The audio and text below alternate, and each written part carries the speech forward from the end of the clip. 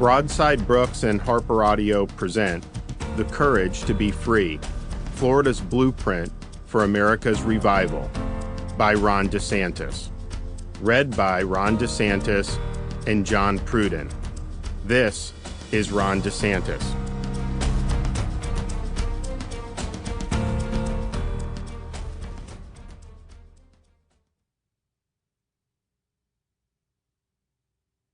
To Madison, Mason, and Mamie, remember to always listen to your mother. Courage is rightly considered the foremost of virtues, for upon it all others depend. Winston Churchill. Introduction. Most Americans instinctively know that something has gone wrong with our country over the past generation. During times of turmoil, people want leaders who are willing to speak the truth, stand for what is right, and demonstrate the courage necessary to lead. This is particularly true when it comes to serving as a governor.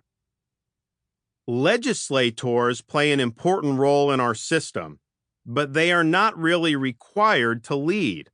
They cast votes that reflect their philosophies, but the buck does not stop with them.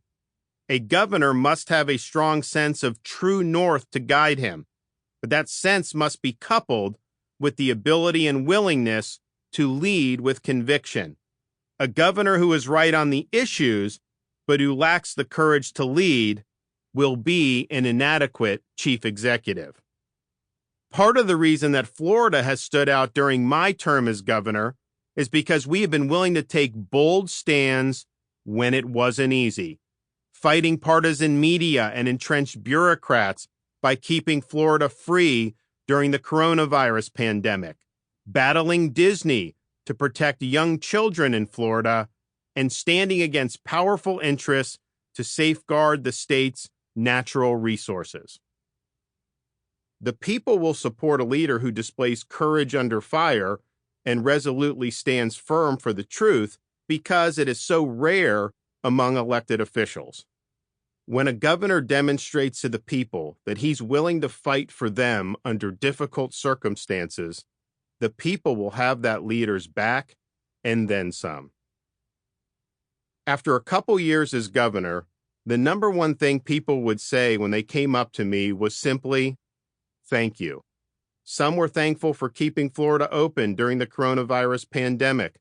Others were thankful for keeping the kids in school. Still others thanked me for everything from protecting jobs to defending state and local law enforcement. It wasn't just Floridians who were appreciative.